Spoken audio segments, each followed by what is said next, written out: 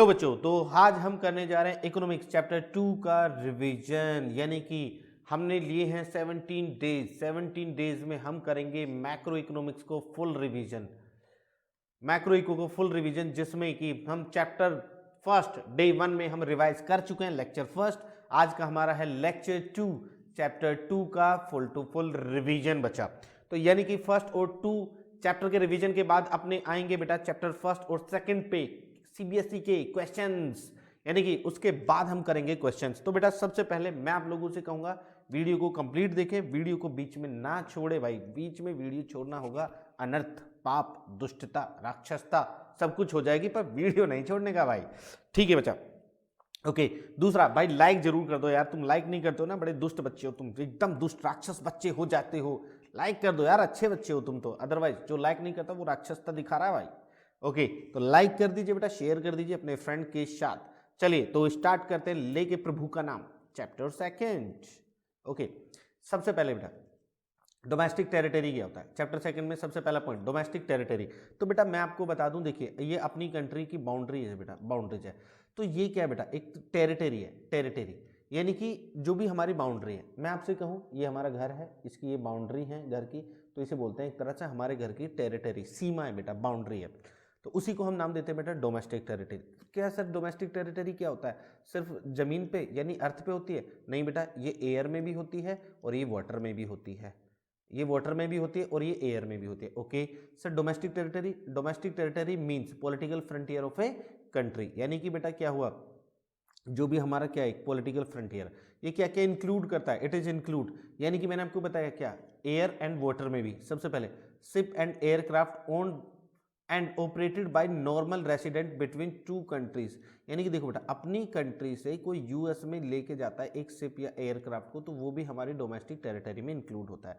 Fishing vessel, oil, gas, natural gas rigs बेटा, यानी कि वाटर में जो जहाँ तक हम फिशिंग करते हैं वो भी कहाँ इंक्लूड होता है बेटा, हमारी डोमेस्टिक टेरिटरी में इंक्लूड होता है बेटा। Embassies, consultants and military establishment of a country located abroad. बेटा देखिए सबसे पहले एक वर्ड आता है बेटा एम्बेसी। क्या होती है एम्बेसी? मतलब होता है भाई, किसी ने बजरंगी भाईजान देखी मूवी, बजरंगी भाईजान। बजरंगी भाईजान में वो मुन्नी को लेके कहाँ जाता है, पाकिस्तान एम्बेसी। कहाँ पे लेके जाता है बेटा, पाकिस्तान एम्बेसी। देखिए बेटा, हमारी कंट्री के लोग यूएस में रहते हैं, तो उनकी हेल्प कौन करे? हमारी कंट्री की वो बनती है बेटा जिम्मेदारी कि उनकी हेल्प करे। तो हमारी कंट्री एक अपना एक ऑफिस टाइप, मैं अगर आपको एग्जांपल दूं, एक ऑफिस बना देती है अब्रोड में, जो हमारी कंट्री के लोगों की फॉरेन में हेल्प करती है, उसी को डोमेस्टिक टेरिटरी बोलते हैं, सॉरी एम्बेसी बोलते हैं। उसी को क्या बोलते हैं, एम्बेसी। जैसे मैं आपको बताऊं, देखिए बेटा ये एक विलेज है ए, ये एक विलेज है बी। अब ए विलेज के जो लोग हैं वो बी विलेज में जॉब करने जाते हैं, तो अब बी विलेज में इनके लिए कौन हेल्प दे, कौन इनको सेटिस्फाई करे? तो ए विलेज वाले यहाँ पे क्या करते हैं, अपने कुछ पर्सन गवर्नमेंट अपॉइंट करते हैं, एक अपना ऑफिस देखते हैं जाके इनकी हेल्प करें। सर क्यों हेल्प करें भाई, ये यहाँ से पैसे कमा के ला रहे हैं ना यहाँ। ओके, तो सर इसको क्या बोलेंगे, इसको बोलेंगे एम्बेसी, गवर्नमेंट अपॉइंट करती है। ओके बेटा, यानी कि जो भी यूएस में फॉरेन में हमारी एम्बेसी है, हमारे लोग जो वहाँ पे लोकेटेड है, वो भी हमारी डोमेस्टिक टेरिटरी में क्या होते हैं, इंक्लूड होते हैं। ओके चलिए, तो मैं एक बार रिवीजन करता हूँ। डोमेस्टिक टेरिटरी क्या होता है? Domestic territory means political frontier of a country which include ships and aircraft owned and operated by normal resident between two country, fishing and vigil, embassy located in abroad. Okay चलिए, तो domestic territory complete. क्या include नहीं करता domestic territory? बेटा देखो, मान के चलो जैसे मैंने बताया बेटा, अपनी कंट्री के अंदर पाकिस्तान की एम्बेसी थी। सलमान खान बजरंगी भाईजान में किसको लेके गए थे बेटा, मुन्नी को कहाँ पे लेके गए थे, पाकिस्तान एम्बेसी में। तो है तो वो इंडिया में, लेकिन वो इंडिया की डोमेस्टिक टेरिटरी में इंक्लूड नहीं होता। जिस तरह से हमारी कंट्री की एम्बेसी फॉरेन में है, हमारी कंट्री की एम्बेसी फॉरेन में है और वो हमारी डोमेस्टिक टेरिटरी में आती है, उसी तरह से जो हमारी कंट्री में अदर कंट्री की एम्बेसी है वो उनकी टेरिटरी में आती है, हमारी में नहीं आती। ओके, इंटरनेशनल ऑर्गेनाइजेशन, कोई भी इंटरनेशनल ऑर्गेनाइजेशन लाइक यूएनओ और डब्ल्यूएचओ, अगर इस तरह की कोई भी ऑर्गेनाइजेशन लोकेटेड है हमारी कंट्री में, तो वो भी इंक्लूड नहीं होती डोमेस्टिक टेरिटरी में। बेटा वेरी वेरी इंपॉर्टेंट, यानी कि कौन कौन डोमेस्टिक टेरिटरी में इंक्लूड नहीं होता, पहली चीज यानी कि अब्रोड की, यानी कि किसी भी अब्रोड फॉरेन कंट्री की एम्बेसी, और दूसरा इंटरनेशनल ऑर्गेनाइजेशन। ओके बच्चा, नॉर्मल रेसिडेंट क्या होता है? अब हम पढ़ेंगे नॉर्मल रेसिडेंट। देखिए बेटा, नॉर्मल रेसिडेंट के लिए मैं आपको बता दूं, नॉर्मल रेसिडेंट क्या होता है? Normal resident a person who resides in a country for his economic benefit more than 1 year, यानी कि जो किसी कंट्री में अपनी इकोनॉमिक बेनिफिट के लिए रहता है, मतलब पैसा कमाने के लिए रहता है, 1 साल से ज़्यादा के लिए रहता है, उसी को हम क्या नाम देते हैं बेटा? Normal resident. जैसे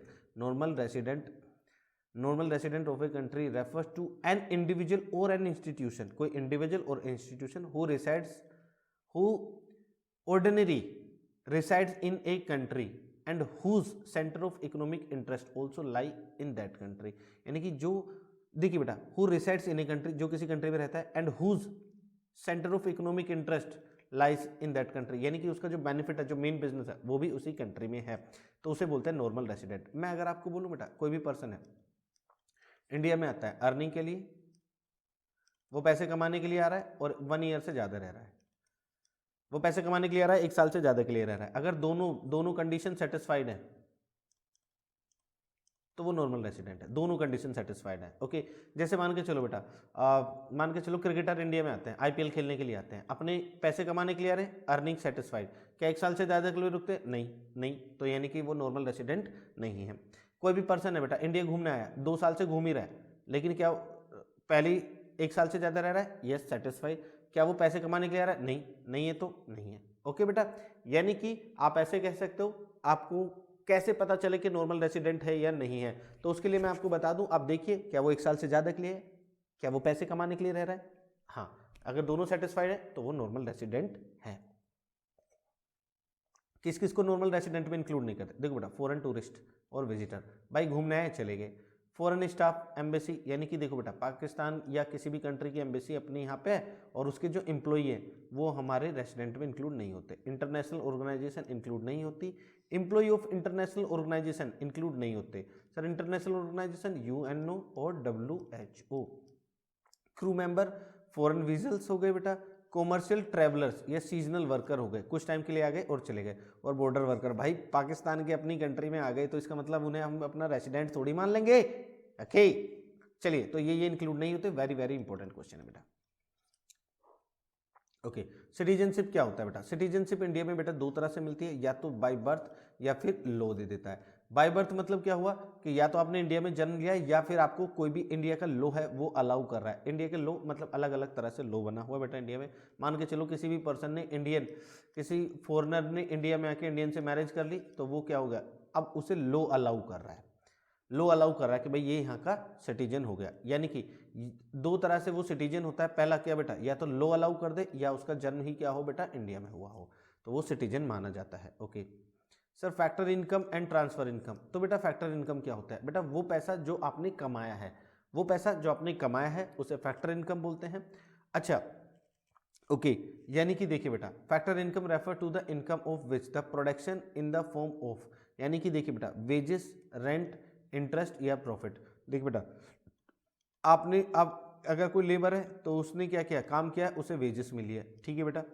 आपने कहीं पे ना अपनी लैंड दी है, सर्विस दी है बेटा, उसके बदले रेंट मिल रहा है, यानी पैसा कमाया हुआ है। इंटरेस्ट, आपने कहीं पे पैसा इन्वेस्ट किया है, आपको इंटरेस्ट मिल रहा है, पैसे कमाया हुआ है। आपने बिजनेस स्टार्ट किया, वहां से प्रॉफिट मिल रहा है, पैसा कमाया। जो भी आपने काम करके कमाया या सर्विस देके, कुछ सामान बेच के या अपनी सर्विस देके पैसा कमाया, उसे बोलते हैं factor income. Okay sir, it is include in national income. पता है, जब हम नेशनल इनकम कैलकुलेट करते हैं तो ये इंक्लूड होता है, वेरी वेरी इंपॉर्टेंट, याद रखना। जैसे क्या हो गया, rent, wages, salary, profit are example of factor income. Clear बेटा, फैक्टर इनकम जो पैसा हमने कमाया है, कैसे, या तो गुड्स को सेल करके या अपनी सर्विस देके। सर, ट्रांसफर इनकम जो फ्री में मिल गया, यानी कि ना ही तो गुड्स को सेल करके ना ही किसी सर्विस देके बेटा, बिना, यानी without rendering of services and production of goods. Clear बेटा, यानी कि जो बिना किसी गुड्स को सेल किए या बिना किसी सर्विस के दिए पैसा मिल गया, उसे ट्रांसफर इनकम बोलते हैं। सर, ऐसा कौन सा पैसा होता है? पॉकेट मनी भाई, आपके पापा आपको पॉकेट मनी देते हैं यार, क्या आप उसके बदले कुछ काम करते हो? क्या उसके बदले कुछ गुड्स बेचते हो? नहीं ना, ना गुड्स बेचते हो ना ही काम करते हो। Okay, transfer income refer to the income which is not receive as reward of service, यानी कि जो किसी सर्विस का नहीं है। It is unearned income and the factor do not render the service to earn this. यानी कि देखो बेटा, इसे अनअर्न इनकम बोलते हैं और इसके लिए हम कोई भी सर्विसेज नहीं देते, ये नेशनल इनकम में काउंट नहीं किया जाता बेटा। जैसे स्कॉलरशिप हो गया, डोनेशन हो गया, ओल्ड एज पेंशन हो गई, ये एग्जाम्पल है ट्रांसफर इनकम के बेटा। ओके ओके, चलिए बेटा, फैक्टर इनकम को एक और नाम देते हैं बेटा अर्निंग कॉन्सेप्ट। ये अर्निंग कॉन्सेप्ट है बेटा, यहाँ पे अर्न करते हैं। और बेटा ट्रांसफर इनकम क्या है? यूनिलेटरल, यूनिलेटरल कॉन्सेप्ट है। इसे वन साइडेड भी बोलते हैं, वन साइडेड कॉन्सेप्ट, मतलब एक ही साइड से काम हो रहा है। यूनिलेटरल का भी मतलब होता है कोई एक ही तरफ से परफॉर्म कर रहा है, दूसरी तरफ से कोई परफॉर्म नहीं कर रहा। चलिए बेटा, फाइनल गुड्स क्या होता है और इंटरमीडिएट गुड्स क्या होता है? देखिए बेटा, फाइनल गुड्स का मतलब क्या होता है? यानी कि जो रेडी होते हैं किस चीज़ के लिए? या तो कंजम्पशन के लिए या फिर इन्वेस्टमेंट के लिए। बस ऐसे याद रख लो, which are ready either for consumption और फॉर इन्वेस्टमेंट। देखिए बेटा, गुड्स दो लोगों के लिए ही बनाए जाते हैं। किस किस के लिए? या तो हाउस होल्ड के लिए बनाए जाएंगे या फर्म यानी कि कंपनी वगैरह के लिए। हाउस होल्ड, फाइनल का मतलब है आपने गुड्स खरीदा, कंज्यूमर ने खरीदा अपने कंजम्पशन के लिए। और फर्म किस लिए, कंपनी किस लिए खरीदेगी? कंजम्पशन तो करेगी नहीं, कंपनी किस लिए खरीदेगी? ताकि वो उससे और इन्वेस्ट कर सके। ठीक है बेटा, ऐसे याद रख सकते हो, आइदर फॉर कंजम्पशन और for investment. Final goods are those goods which are available either for consumption और investment for final goods. Okay बेटा, final user, for final user. The value of final goods and services is included in the national income. ये national income में क्या किया जाता है? Include. बेटा याद रखना, ये नेशनल इनकम में इंक्लूड किया जाता है। इसे एक और नाम देते हैं बेटा, these goods are out of production boundary process. ठीक है बेटा, कभी कभी क्वेश्चन आ जाता है, क्या final goods production boundary process से आउट ऑफ है या नहीं है? तो answer yes. Intermediate goods, intermediate goods के लिए दो है बेटा, यानी कि या तो हमने उसे क्या लिया है बेटा, या तो फर्दर प्रोडक्शन और for resale,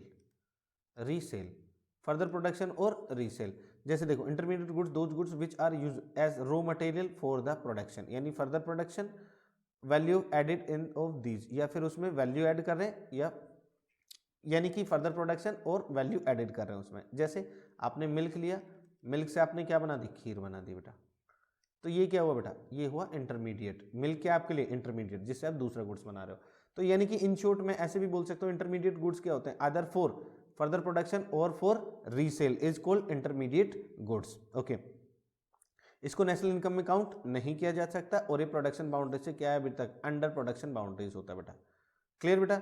these goods are purchase for resale. ये गुड्स क्यों खरीदे जाते हैं बेटा? रीसेल करने के लिए, उन्हीं को इंटरमीडिएट गुड्स बोलते हैं। जैसे अगर और भी एग्जांपल दूं बेटा, अगर मान के चलो बेटा, एक डेयरी ने मिल्क खरीदा, तो डेयरी मिल्क क्यों खरीदेगी बेटा? सेल करने के लिए। डेयरी मिल्क क्यों खरीदेगी? सेल करने के लिए। तो ये क्या है बेटा? इंटरमीडिएट गुड्स है। बेटा किसी कंज्यूमर ने मिल्क परचेज किया, तो वो क्यों खरीदेगा बेटा? कंजम्पशन के लिए, वो फाइनल गुड्स है बेटा। ओके ओके, चलिए अभी यहाँ पे रिवीजन है, उसके बाद इनके से रिलेटेड क्वेश्चन उस पर हम डिस्कस करेंगे बेटा अच्छा खासा नेक्स्ट वीडियोज में। Okay, classification of goods. बेटा गुड्स को ना क्लासिफाइड कर दिया गया। कौन से गुड्स ये बेटा? फाइनल गुड्स है बेटा। ये फाइनल गुड्स को क्लासिफाई कर दिया। पहला कंज्यूमर गुड्स और दूसरा कैपिटल गुड्स आता है बेटा। कंज्यूमर गुड्स क्या होता है? कंज्यूमर गुड्स वो गुड्स होते हैं बेटा जो डायरेक्टली ह्यूमन की वांट को सेटिस्फाई करते हैं। देखिए, consumer goods are those goods which are use for the direct satisfaction of human want. These goods are used for the final consumption by the household and the government. These goods are divided as, यानी कि ये goods क्या किए जाते हैं बेटा? Final consumption में use किए जा सकते हैं। आप इन शॉर्ट ऐसे याद कर सकते हो बेटा, consumer goods are those goods which are use for direct satisfaction of human want. जो ह्यूमन, जैसे बेटा मिल्क है, आप मिल्क ले रहे हो अपनी वांट को सेटिस्फाई करने के लिए, कंज्यूमर गुड्स है बेटा। आपको गर्मी लगी हुई है, फैन चलाना है, कंज्यूमर गुड्स है बेटा। ठीक है बच्चा, आपकी जो वांट सेटिस्फाई करे। अब इन्होंने ना बेटा कंज्यूमर गुड्स को भी क्लासिफाई कर दिया, किस किस में? Durable goods. ड्यूरेबल मतलब बेटा जब जो बार बार चलते रहे, ईयर आफ्टर ईयर, यानी कि जो आपने एक बार परचेज किया और आपकी वांट को वो ईयर आफ्टर ईयर क्या करते रहे? सेटिस्फाई। जैसे कि टीवी आपने एक बार लिया, आपकी वांट कितने सालों तक सेटिस्फाई करता रहेगा। These goods are used for several year, यानी कि वो गुड्स जो बहुत ज्यादा ईयर के लिए यूज होता है। एग्जाम्पल फर्नीचर, टीवी और कार। ओके, सेमी ड्यूरेबल यानी कि जो मान के चलो 1 ईयर के लिए यूज रहते हैं, 1 साल तक ये गुड्स चलेंगे अच्छे खासे, उसके बाद ये चलने बंद हो जाते हैं बेटा। जैसे क्लोथ्स एक्सेट्रा हो गए, crockeries. Single use goods, consumer जिनको एक ही बार यूज कर सकता है बेटा। These goods are use only a single time, satisfy the human want, जैसे food, clothes, fuel, sorry cloth नहीं, फूड और फ्यूल। जैसे मान के चलो बेटा आपको भूख लगी है, खाना खाया, आपकी वांट सेटिस्फाइड होगी, क्या वही खाना आप दोबारा यूज कर सकते हो? नहीं बेटा। तो सिंगल यूज जो आपकी वांट को सिर्फ एक ही बार सेटिस्फाई कर सकता है बेटा। ड्यूरेबल जो आपकी वांट को बार बार सेटिस्फाई करेगा, सेमी ड्यूरेबल जो एक लिमिटेड पीरियड तक सेटिस्फाई करेगा, सेम नॉन ड्यूरेबल जो सिर्फ एक ही बार सेटिस्फाई करेगा बेटा। सर्विस क्या होती है बेटा? Service refer to the non material good which directly satisfy human want. ये क्या होता है बेटा? Non material goods. जैसे मान के चलो बेटा आपको पढ़ना है, मैं आपको टीच कर रहा हूं, सर्विस दे रहा हूं, आप सेटिस्फाई हो रहे हो, आपको अच्छे से चैप्टर रिवाइज होते हुए चल रहे हैं, आप क्या हो रहे हो बेटा? सेटिस्फाइड हो रहे हो सर्विस से, तो उसी को हम क्या बोलते हैं बेटा? सर्विस। मान के चलो बेटा आपको ना आपकी तबीयत खराब है, अब आपको किसकी जरूरत है बेटा? डॉक्टर की जरूरत है। आपको जरूरत किसकी है? डॉक्टर की। डॉक्टर आया, उसने अपनी सर्विस दी, आपको ट्रीटमेंट किया, आप सही हो गए बेटा, आप सेटिस्फाइड हो गए, तो उसे हम क्या बोलते हैं बेटा? सर्विस। जहां पे किसी प्रोडक्ट को नहीं बेचा जाता, आपको अपनी सर्विस, नॉलेज की बिहाफ पे सर्विस दी जाती है। Okay okay. कैपिटल गुड्स क्या होते हैं बेटा? देखिए capital goods are those goods which are use rapidly in the production process for several year, यानी कि जिसको बेटा रिपीटली यूज किया जा रहा है प्रोडक्शन प्रोसेस में। जैसे क्या हो गया बेटा? Example plant and machinery and building, उनको हम क्या बोलते हैं बेटा? कैपिटल गुड्स बोलते हैं। Okay. Concept of gross investment, net investment, देखो बेटा क्या होता है, ग्रोस इन्वेस्टमेंट क्या होता है और नेट इन्वेस्टमेंट क्या होता है। देखिए बेटा मैं आपको बता देता हूँ ग्रोस इन्वेस्टमेंट क्या होता है। सबसे पहले मैं आपको अगर बता दूं तो ग्रोस इन्वेस्टमेंट के बारे में, मान के चलो बेटा एक आपने क्या किया ना, एक कार परचेज की बेटा, एक कार परचेज की 2011 में 10 लाख की, बेटा एक साल बाद उस पर डेप लग जाएगा, मान लो 1 लाख का, तो एक साल बाद वैल्यू क्या रहेगी? 9 लाख। तो ग्रोस इन्वेस्टमेंट का मतलब है उसकी जो वैल्यू जिस पे हमने खर्चा किया बेटा बिफोर डेप्रिसिएशन, बिफोर डेप्रिसिएशन जो उसकी वैल्यू होती है उसी को हम नाम देते हैं बेटा क्या बेटा नाम देते हैं उसे? ग्रोस इन्वेस्टमेंट नाम देते हैं। क्लियर हुआ? आफ्टर डेप यानी कि जो वैल्यू आफ्टर डेप होती है उसे हम क्या नाम देते हैं बेटा? नेट इन्वेस्टमेंट नाम देते हैं। यानी कि देखिए बेटा gross investment refer to the expenditure on capital goods और stock goods in an accounting year, जितना भी हमने उस पर खर्च किया, जैसे हमने 10 लाख की खरीदी थी। नेट इन्वेस्टमेंट क्या है बेटा? Difference of gross and depreciation, यानी कि नेट इन्वेस्टमेंट का फॉर्मूला होता है ग्रोस इन्वेस्टमेंट माइनस डेप्रिसिएशन, और ग्रोस इन्वेस्टमेंट का net investment plus depreciation. Okay बेटा चलिए रिवीजन वीडियो बेटा प्लीज चलते रहिए। किसी बच्चे को बेटा जरूरत है कि सर फुल वीडियो डाले, तो प्लीज बेटा उसके लिए आप कमेंट बॉक्स में बताइए। ओके। डेप्रिसिएशन क्या होता है बेटा? देखिए बेटा डेप्रिसिएशन का मतलब क्या होता है? एक कार खरीदी थी आपने बेटा 10 लाख रुपए की 2001 में, क्या 2002 में उसकी सेम वैल्यू रह जाएगी? नहीं, 2002 में यानी कि उस पर कुछ ना कुछ क्या लगा होगा बेटा? डेप लगा होगा। मान लो 1 लाख रुपए, 9 लाख उसकी वैल्यू रहेगी बेटा। वैल्यू जो कम हुई, जितनी वैल्यू कम हुई 1 लाख, उसी को बोलते हैं डेप। सर ये वैल्यू क्यों कम होती है बेटा? ये वैल्यू कम होती है, यूज करोगे आप एसेट्स को, पासिस ऑफ टाइम, आपने कार लाके खड़ी कर ली लेकिन टाइम पासिस हो रहा है बेटा उसका, तो भी डेप्रिसिएशन लगेगा। डेप्रिसिएशन मतलब क्या होता है? Fall in the value of fix asset, यानी देखिए बेटा fall in the depreciation refer to the fall in the value of fix asset due to normal wear and tear, passage of time और expected obsolescence. Obsolescence मतलब होता है change in technology. Sir ये क्या होता है? देखिए बेटा आईफोन है, आईफोन 5 चल रहा था बेटा 50,000 रुपए का, जैसे ही 6 आया 5 के प्राइस गिर गए। क्यों? टेक्नोलॉजी चेंज हो गई बेटा, टेक्नोलॉजी की वजह से भी वैल्यू चेंज होती है, तो उसे भी डेप्रिसिएशन बोलते हैं। ओके चलिए नेक्स्ट, नेट इनडायरेक्ट टैक्स क्या होता है सर? नेट इनडायरेक्ट टैक्स होता है बेटा difference between indirect tax and subsidies, यानी कि एनआईटी, इसे हम शॉर्ट में भी बोलेंगे NIT is equal to IT minus subsidy. IT मतलब इनडायरेक्ट टैक्स। ओके लिख लेना बेटा ये। इनडायरेक्ट टैक्स क्या होता है बेटा और सब्सिडीज क्या होता है? देखो इनडायरेक्ट टैक्स क्या होता है बेटा, देखो इनडायरेक्ट टैक्स मतलब वो टैक्स होता है जो गवर्नमेंट आप पे इम्पोज करती है, यानी कि एक प्रोड्यूसर पे गवर्नमेंट कहती है देखो भाई अगर आप गुड्स सेल करोगे या कोई सर्विस सेल करोगे तो आपको ना टैक्स देना पड़ेगा, जिसको हम बोलते हैं इनडायरेक्ट टैक्स, यानी कि या तो वो गुड सेल पे लगता है या सर्विस पे लगता है। And indirect tax refer to the which are impose by the government on the production and sale of goods and service, या तो आप गुड्स को बेचते हो या सर्विसेज को बेचते हो। Example GST. सब्सिडी क्या है बेटा? सब्सिडी ना बेटा एक गवर्नमेंट की तरफ से क्या है? हेल्प है, ग्रांट है, असिस्टेंस है, इकोनॉमिक बेनिफिट। जैसे एलपीजी पे बेटा मान के चलो कोई चीज़ गवर्नमेंट को पड़ती है 10 रुपये की, गवर्नमेंट आपको देती है कितनी? 8 रुपये की, तो 2 रुपये की आपको गवर्नमेंट यहाँ पे क्या दे रही है? सब्सिडी। मतलब वो चीज़ जो गवर्नमेंट आपको कम प्राइजेस में देती है उसी को हम क्या नाम देते हैं बेटा, सब्सिडी नाम देते हैं। Okay, factor cost and market price क्या होता है, चलिए बेटा मैं आपको बता देता हूँ फैक्टर कॉस्ट क्या होता है। बेटा आपने क्या किया, एक प्रोडक्ट बनाया 100 रुपए का, जब आप उसे सेल करने जाओगे तो आप इसमें क्या करोगे बेटा, एनआईटी क्या कर दोगे प्लस, यानी कि नेट इनडायरेक्ट टैक्स वगैरह प्लस कर दोगे 10 रुपये, जीएसटी वगैरह ये सब क्या कर दोगे प्लस कर दोगे, उसका प्राइस कितना हो गया 110। इसे बोलते हैं बेटा फैक्टर कॉस्ट और इसे बोलते हैं क्या बेटा, मार्केट प्राइस। मार्केट प्राइस मतलब जिसमें क्या हो बेटा, एनआईटी क्या हो, इंक्लूड हो, और फैक्टर कॉस्ट बेटा जिसमें एनआईटी इंक्लूड ना हो बेटा, उसी को हम क्या बोलते हैं बेटा, फैक्टर कॉस्ट बोलते हैं। ओके चलो बेटा, net factor income from abroad, जिसे शॉर्ट में बोलते हैं NFIA, net factor income from abroad. बेटा net factor income from abroad का मतलब है कि आपने पैसा टोटल अब्रोड से कितना कमाया। चलिए मैं आपको एग्जांपल देता हूँ बेटा, मैं आपसे कहता हूँ ये इंडिया है बेटा, ये इंडिया है, ये यूएस है बेटा, ये यूएस है। देखो इंडिया के लोग इंडिया में कमाते हैं, मान लो ये 3 लोग हैं, इंडिया के अंदर रहते हैं, इंडिया के अंदर ही कमाते हैं 30,000 रुपये, तो इसे बोलते हैं बेटा डोमेस्टिक इनकम।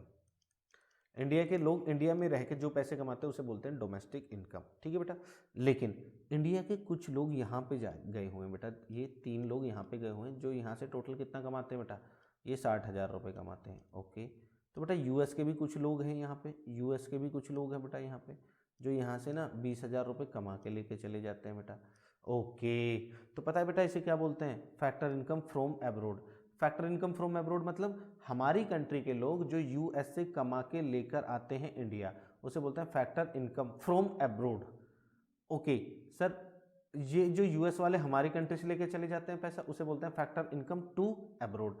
अच्छा, इन दोनों के डिफरेंस को, इन भाई इतना हमने वहां से कमाया, इतना हमने उनको पे किया, तो नेट 60,000 में से अपन लोग ने कितना कमा लिया, 40,000, जिसे बोलते हैं net factor income from abroad, NFIA, net factor income from abroad. In short इसे NFIA का फॉर्मूला ले लेते हैं, NFIA is equal to FIFA minus FITA, यानी कि आप बोल सकते हो NFIA का फॉर्मूला होता है FIFA minus FITA. Okay, difference between national income and domestic income, जैसे कि मैंने अभी आपको बताया बेटा नेशनल इनकम और डोमेस्टिक में क्या होता है। अपनी कंट्री के लोग कंट्री में रह के कमा रहे हैं 30,000 रुपये बेटा, तो उसे क्या बोलते हैं, डोमेस्टिक इनकम। ओके, अब देखो बेटा यहाँ पे यूएस में हमारी कंट्री के कुछ लोग जा रहे थे, वो 40,000 60,000 कमा रहे थे, और यहाँ से यूएस कुछ लेके जा रहे थे 20,000, यानी कि NFIA कितना था बेटा, NFIA कितना था बेटा, 40,000। तो नेशनल इनकम का मतलब क्या होता है, domestic income plus NFIA। Domestic अपनी कंट्री में कितना कमाया प्लस अदर कंट्री से हमने टोटल कितना कमाया, उसे हम क्या बोलते हैं बेटा, नेशनल इनकम बोलते हैं। तो domestic income, national income clear हो बेटा।